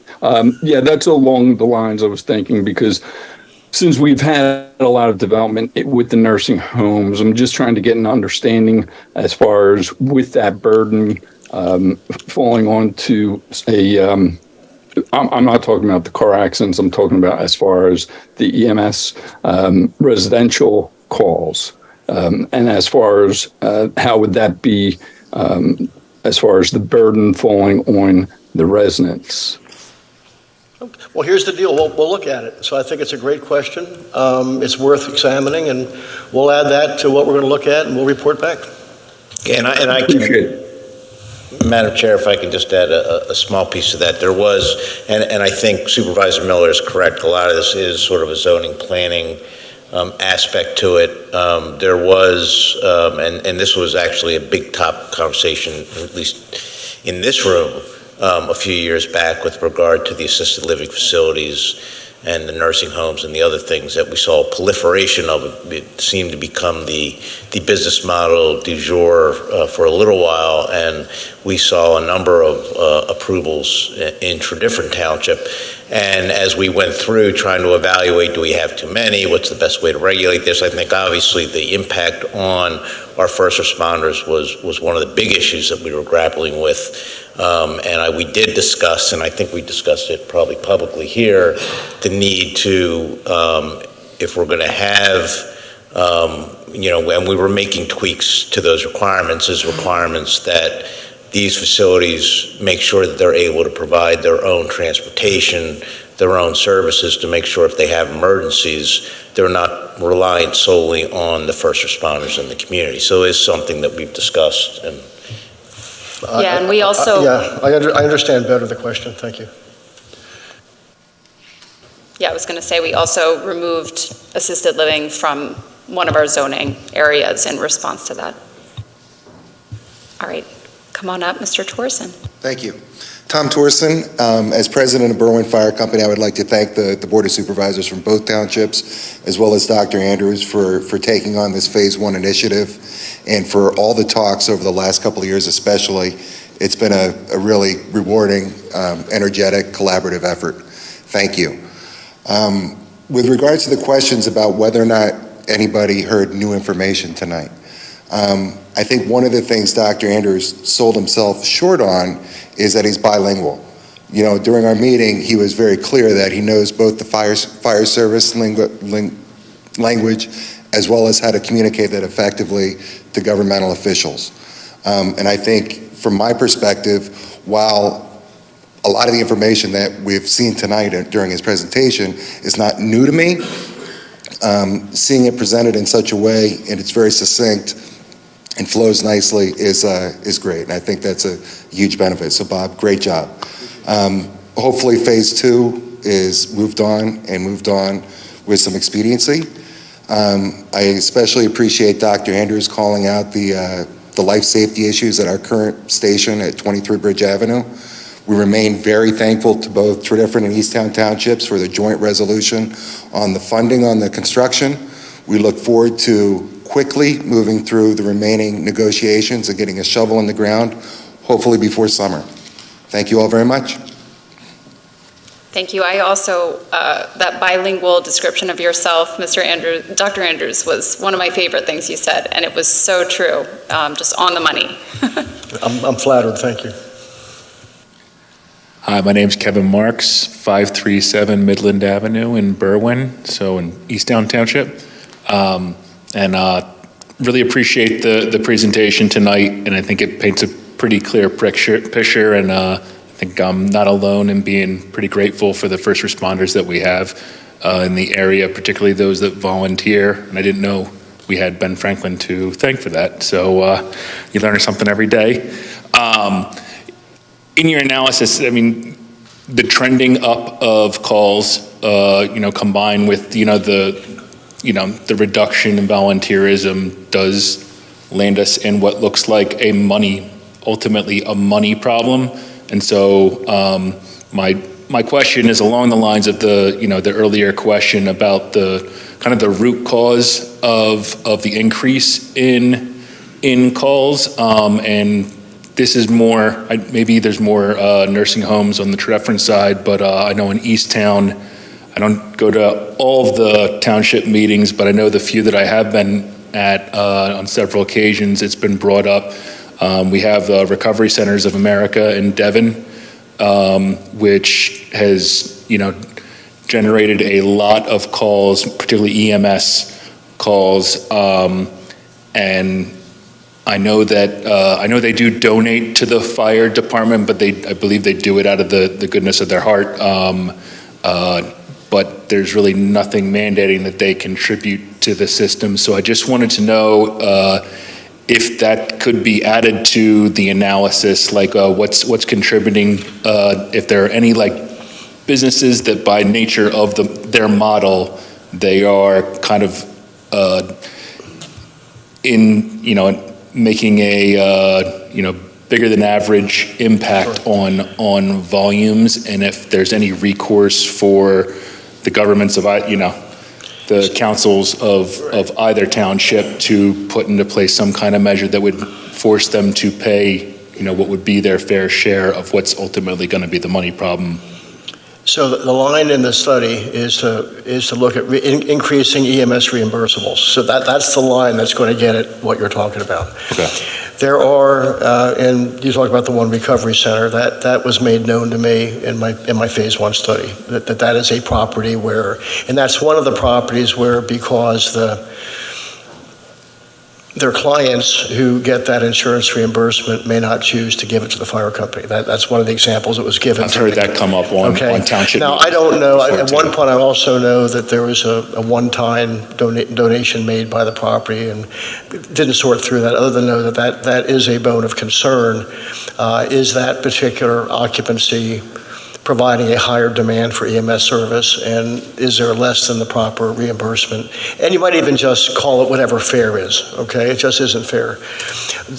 And I think that with any aging population, nursing homes, or any population in crisis, okay, they will tend to be higher users of EMS, and they will tend to not be economically as able to pay. So we just kind of know that's part of society. The question is, what do we do about it? And what can the township do about it? And do we have any kind of recourse to try and encourage people to make up for that gap? We will look at that in phase 2, because it's come up consistently by the fire companies as an area where they're kind of concerned. We don't necessarily have indigent care per se, but we have other occupations or other populations where reimbursement is difficult. So I understand the question, where that is, whatever number that is in the proposal is, we're going to look at reimbursement. That was kind of what that was meant to say. Okay, thank you.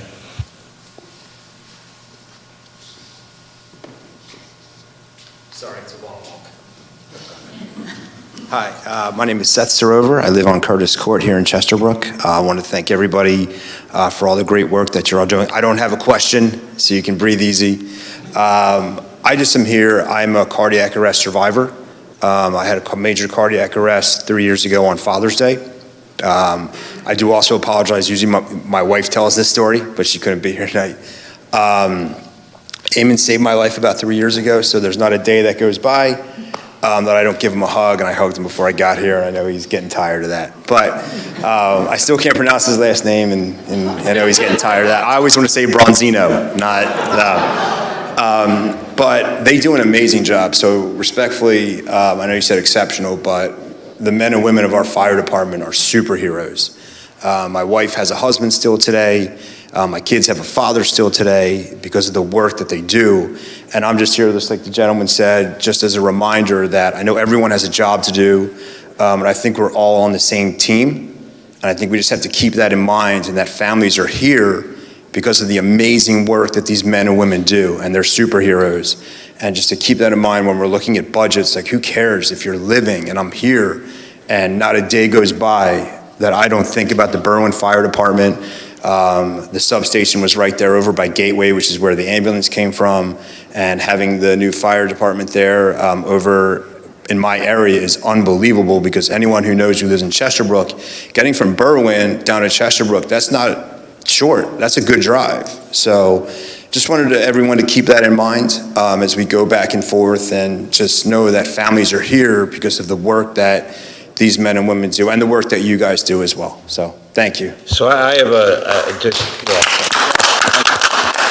first of all, it's great that you're here. It's terrific. I'm happy. I'm really appreciate also the part of the story where you're talking about the substation, because it really makes us feel like, okay, some of the work we did made sense, because you never know if it's making sense, making sense. And the last thing I'll say is, he didn't save my life, but I love to give Eamon hugs too. Yeah, right. It's but it is amazing that that substation's on my way home from work, because I work across from where the TD Bank is, basically on Sweetsford. My office is right there.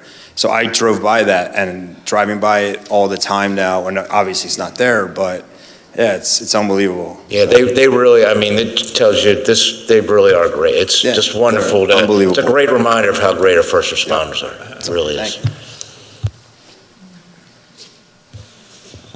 We have another virtual one?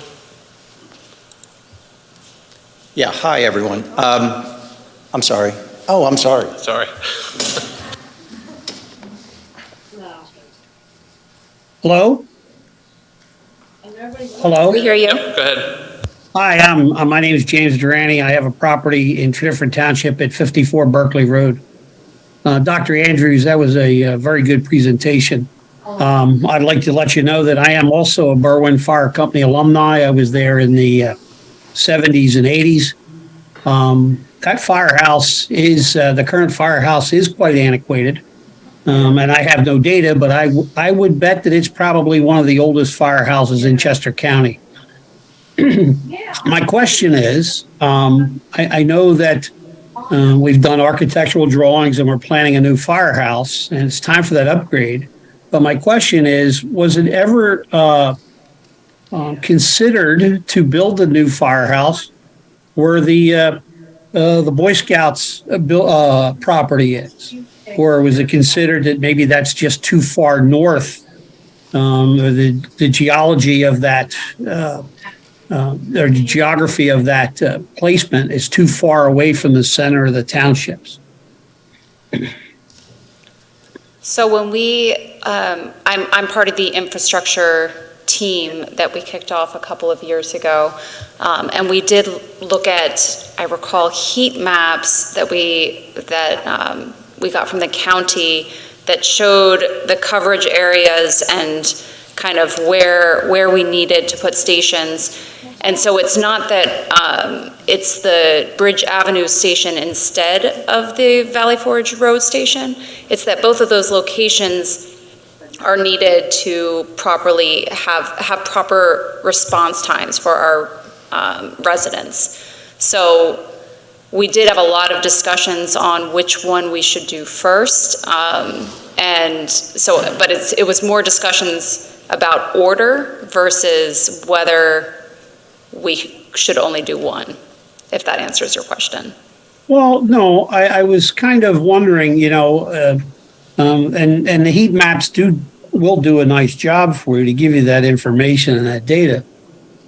Just that, you know, if the new firehouse was built at the new location, I mean, the old firehouse could, in essence, become the substation for the rest of the township. So I was just curious as to wondering if it was considered to build the whole new firehouse, and you have the more room down there. There's more acreage for you to build on. Why didn't you choose that site as the new firehouse? I think the answer lies in the fact that it's two townships, and that presence on Bridge Avenue is key to the coverage in Easttown. And not that that's why it went first, but at the time we started on these two projects and the need for a location or a presence on both sites, we did not have any land in the Chesterbrook area as we were looking at possible sites. Tredyffrin then, much to their credit, after a year's worth of talking about what we're doing at Bridge Avenue, this land was purchased by them. So we were already well into the Bridge Avenue project when that happened. But we really need a presence up there for the Easttown residents, primarily that it serves over there. And I'll just add that it's not, so whenever we do a station down in the lower area of Tredyffrin, if we get to the point where we replace that building and build a new station, it could function as the larger presence. A lot of what that could mean is it could have the big meeting rooms and spaces like that to bring people together. The design up at Bridge Avenue is actually not a massive station. It's a pretty small footprint. So I wouldn't call it a very large station.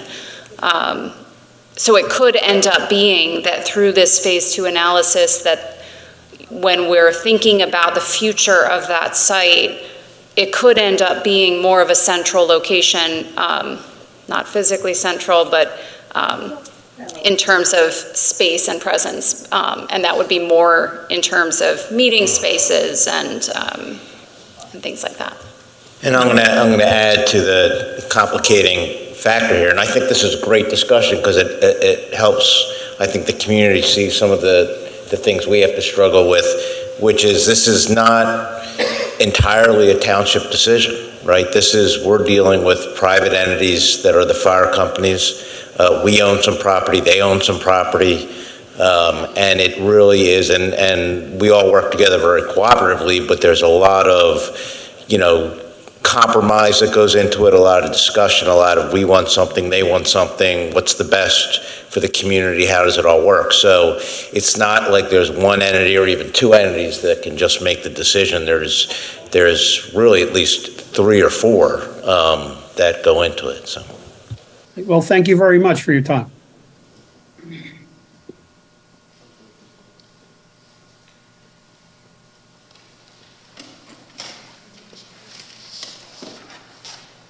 Hi, my name is Sarah Gladney. I live at 606 Hanover Court in Chesterbrook. I am relatively young for the most of people in this room, but I had a house fire when I was 15, and Berwyn, I might have been burning for hours, and they were doing a routine surrounding, and they saw smoke, and they came around the corner, and flames are coming out my mom's bedroom window, which is now my bedroom window. I have purchased my childhood home. Why? Because it has a very sentimental value, because people rushed into my house not knowing if they were going to find bodies, anything. I owe so much to the people in the fire department for risking their lives. The kitchen floor fell into the basement. Someone could have really injured themselves. It was a very scary situation. We were out of our house for 361 days. I moved back in. I now own my house. And 7-8 years ago, I joined the fire company because I felt indebted to contribute to something that is so meaningful to the community. I run the social media, graphic design, marketing, and I used to, and still contribute, and used to be the fundraising committee chair. As someone who has witnessed and seen the kinds of fundraising that we get in, it is not sustainable. And I am here to plead for this movement to continue, because having had a substation in the Chesterbrook, Lower Tredyffrin Township area, they could have responded to my house even faster. With EMS calls increasing, Seth is my neighbor. We live in the same development. He's 2 streets away from me. He's here because of the fire company. We're both here because of the fire company. So that is why I don't want to see this just to be like, oh yeah, we need something. We need something. We need sustainable funding, long-term solutions to make sure that this fire department continues to serve our community and help the residents survive very tragic events that we never want to have, but we happen to have. And so I hope that this is just the beginning of something that's so great, to create something that is going to keep this wonderful organization around, because I saw the outside and now I see the inside, and I am crying on the inside because of the lack of sustainable funding from a long-term solution, because I'm the one opening things, opening envelopes, opening the checks, getting them prepared on a deposit slip, and seeing how many households do contribute, and knowing how many households just in Chesterbrook alone don't contribute. And a lot of that is because people just don't know that their monies or their taxes don't go to fully fund their fire department and the sustainability of it. And there's so many renters. So until we have a sustainable solution, it's going to be a struggle And I'm just excited that this process is starting. So thank you. Madam Chair, thank you very much for your statement there. Thanks to all our first responders, Berwyn, Paoli, Radnor, of course our police who are often there with the firefighters and EMS crews. To respond, that's why we're here tonight. I wouldn't say this is a start. This is a start with a professional consultant, a movement forward, and we know among ourselves that we wouldn't be doing this, we wouldn't be going to the 3B part of the agenda for this phase 2 study, and we're acutely aware of the need for sustainable financing, both from, or I'm going to say both, but from a township perspective and from the perspective of all of our fire companies, not just BFC, not just Berwyn, for Paoli moving forward, for Radnor to a lesser extent, though they're funded mostly by Radnor Township, they provide services to us. So we're acutely aware of the funding situation. That's what we're looking at. We're looking at a comprehensive review of everything, and that's what our next phase is about, and to then come out with our decisions. And that's after working with the fire companies, that's after talking to residents, among ourselves, our township staff. So we empathize with you on that, loss of, not the downward trend in contributions, the downward trend in volunteers, and that's why we're here tonight, to just let you know that this is not a hollow meeting. This is the real deal. It's still going to take some time. I mean, we're not going to snap our fingers and be done. But we're going to come out of here with a plan that we believe will work for everyone. So that's where we are. If I could just add to Murph's point, the question we had earlier about did we know, and then this tone of are we going to do something about it? I mean, I think we sort of knew, but didn't really know what the issue was, and I think Tom summarized it really well, that Dr. Andrews could translate between firefighter and politician, which really helped a lot to understand the problem. But what you're seeing here is government sort of getting geared up to do something. And we understand this is an issue. We understand we are going to do something to rectify the problem. And so don't feel, and to Murph's point, don't feel like this isn't going to, we're not going to come up with a solution that everyone is reasonably happy with. But that is why we're doing these meetings. That's why there'll be more meetings, is to start informing the public, hearing from you, your views, because that is super helpful in terms of how we think about it, and then coming up with a solution to the problem. That is why we're doing it. I mean, it's going to get resolved. It's just going to take time, and government moves a little bit slowly and on a kind of a cycle, but that's where we're headed. So I had a conversation with the doctor a little bit earlier in the meeting, and we were, and I always like to use this analogy, we use it a lot in court cases too. I mean, I think for a long time we were talking about, is the county going to do something? Is the state going to do something? I know Eamon spent a lot of time up in Harrisburg with some other folks trying to, work on the state legislature, the General Assembly. I think the reality is, and I think we know, and one of the reasons we're having the meeting here tonight, and just to give you a sense of how important this is, since Sunday, I think I've been home for about 45 minutes. I stopped home right before coming here after coming straight from Williamsport. Have barely slept, but this is that important a meeting that I think we all decided we really needed to be here. I think the conversation we had is the cavalry probably isn't coming, and if it is coming, it may be late. So we can't wait for the cavalry. We have to do something, and that's why we're here, because we know that we have to come up with a plan. I don't know that it's so much, and obviously to come up with a solution, you have to identify the problems. But I think we generally know the problems. I think the issue is what is the solution, and I think that's what we're trying to come up with. And if Actually, I'm just going to start out with a confession. So I moved here 25 years ago from Massachusetts. And when I first moved here, I didn't know that Tredyffrin and Easttown were two different townships. To me, it was like, TE, that's where I'm moving. And I guess even today, driving down Lancaster Avenue, sometimes I don't know which township I'm in, and I should know. And the other thing that was a surprise to me when I came here was in fact the volunteer fire company model. That in all I've lived in 7 different states, and I've lived in 2 different countries, and in nowhere else have we had that. Have I experienced that model?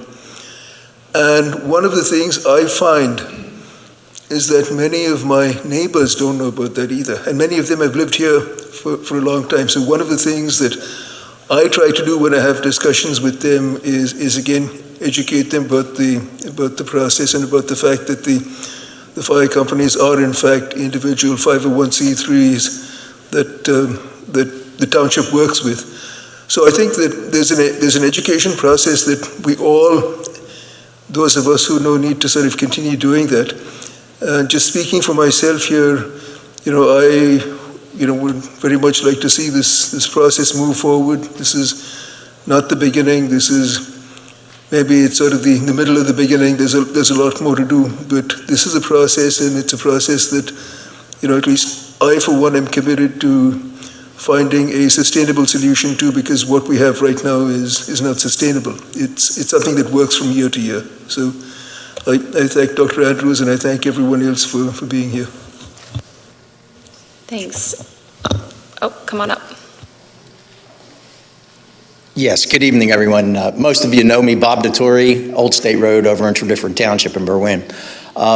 As a member and longtime supporter of the Berwyn Fire Company, I think it's important to point out a couple of direct relationships that occur between what the board has been saying and what the Good Doctors report points out. And when asked about the quality of the fire and EMT services, or EMS services we receive, he said very good. In fact, he said probably better than many places, correct? Maybe even exceptional. Now, understand one thing. The board has made steady but slow progress towards dealing with the issues that we're talking about this evening. If not for the exceptional services that we've received over these years, that has bought this board and these townships the time to take a deliberative but steady process towards resolving the issue. The issue is not necessarily one that's isolated to Tredyffrin or to Easttown townships. It's a statewide problem. I'm concerned about one comment that was made tonight, and the one comment that troubles me is to be vigilant regarding a disproportionate benefit to one township versus another. My advice as a resident and someone who's dealt with organizational issues and a lifelong resident of Pennsylvania and the Commonwealth system is that whatever solution we come up with, and if it happens to be based on the intergovernmental cooperation agreement, which allows us to work together, okay, the model that we come up with to solve the problems we're dealing with this evening could well be the model for the rest of the Commonwealth. Okay, and by extension, I should point out that our fire and EMS services are already regionalized by the many cooperation agreements that are in place and the township dispatch system, which basically calls on people based on the availability of the next in, and it always isn't, okay, isolated to one township or another. Okay, it's available resources to deal with an emergency. So if you start to look at that in a de facto way, we've essentially begun to, I've always regionalized these services. We've never really paid for them on a regional basis. It's always been isolated by township. It's been hit and miss. It's been in some cases very good and in some cases not so good. So all I ask is that as we go forward, let's keep in mind that what the good doctor hopefully leads the charge towards is a solution that can serve as a regional model that goes beyond simply Tredyffrin Township and Easttown Township. Thank you. That's a perfect opportunity to let you know what we've been doing and that we are trying to share this information. We as a task force participated in the strategic plan that Chester County did right before COVID. There are 145 recommendations that came out of that study. And to Mark Freed's comment, the cavalry may be coming, but it's a long way away. Our county commissioners have been invited and sat in when we went to Zoom just about every one of our task force meetings and have complimented us and asked, can you talk to other townships in terms of what you're doing? So the model that we have, while it may not have resulted in a lot of outward appearance, there is great communication that apparently seems to be a big block when townships like ours or fire companies get started. So appreciate your comment, and we will certainly make sure if we come up with a model that works that we will certainly share it.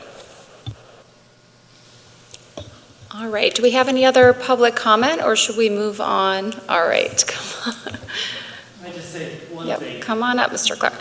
The discussion prompted me to look at the governor's budget, proposed budget, and there's like a whole section about an increase in funding for emergency medical services, some number of tens of millions of dollars. So we're really not in this on our own. And at least maybe now with the new state legislature and everything in Harrisburg, there might be some attention be paid to this. So that's kind of a good sign. You know, it's an interesting issue, and this is something else we were discussing a little bit. You know, when we think about the Commonwealth of Pennsylvania, and it really is a statewide problem, one of the reasons, though, I don't know that, and this is, I do think the cavalry, if it's coming, is way off, is, you know, we look at the 5-county area here, we think we're not the whole Commonwealth, right? We have the 5 counties, we have Allegheny County, and then you have the rest of the state where it's a little bit different, and particularly when it comes to emergency services. And you have a lot of the folks in the General Assembly that represent those other communities, and so it's not clear that there's unanimity in thought about spending the money, you know, as much as we want to see it here, whether or not the rest of the Commonwealth does. So that's one of the reasons. I remember, and again, I won't, but, you know, there were certain incentives that were given for volunteer fire companies you know, it was to, you know, some break on local taxes, on township taxes if you're a volunteer. Well, you know, that sounds great, but we all know, we all look at our tax bill, right? We know that the big taxes are the school district and the county, not the township. So yeah, it may sound nice, but it really wasn't that big an incentive. So until we really start coming up with big incentives from the state, I'm not sure we can really look to the state. I mean, I want to look to the state and I hope for the state, and I do want the cavalry to come, but I just don't, we can't wait for it. All right, any more comments before we move to our 2 motions to start moving this process forward? All right. So the next 2 agenda items, we're going to discuss them by both boards, but we're actually going to have to vote separately on them. So I just thought I'd explain that. Our first motion is to approve the Phase 2 study proposal. So before we make a motion, do we have any discussion on this from board members? All right, do we have any public comment or questions about this motion? All right, we will start with Tredyffrin then. Do we have a motion? Moved. Okay, we have a motion. Do we have a second? All right. Any additional comments? All in favor say aye. Aye. Anyone opposed? Motion carries, and we will move to Okay. Easttown. Can we have a motion? I make a motion that we approve Phase 2 study proposal. Okay, we have a motion, a second. Any discussion? I think it's clear we need to move this ahead. So there's no better step than this. Great. And everybody vote? Aye. Aye. Aye. Nope. I Alex, heard I think Alex. Alex got an aye. Motion passes. Sure. let's, moving on to the next one is a motion to authorize both township solicitors to work on an intergovernmental agreement for fire and emergency services. Any discussion before we make a motion? I think the effectiveness of what we've done to date and what we're going to do going ahead, this would cement that situation and memorialize it for the next group of supervisors and residents. So I will make a motion to authorize that commence. Okay, any discussion?